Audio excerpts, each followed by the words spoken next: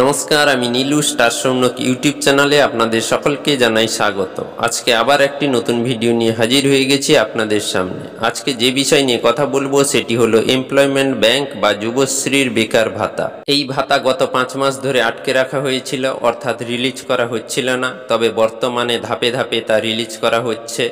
অর্থাৎ আপনারা নিজেরাই জানেন যে 20শে আগস্ট আপনাদের ব্যাংক অ্যাকাউন্টে 1500 টাকা ক্রেডিট করা হয়েছিল। আবার একবার 1500 টাকা অর্থাৎ এক ধাপের টাকা রিলিজ করা হয়েছে 18ই সেপ্টেম্বর, অর্থাৎ গতকাল রাত্রিবেলা।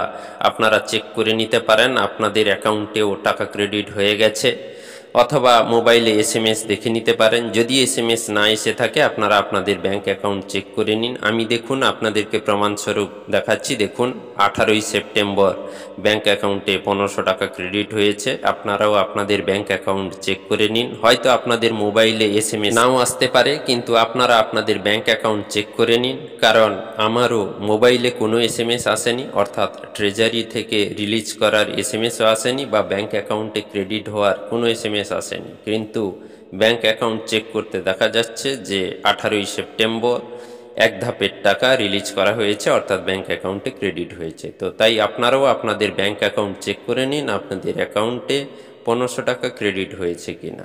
নমস্কার।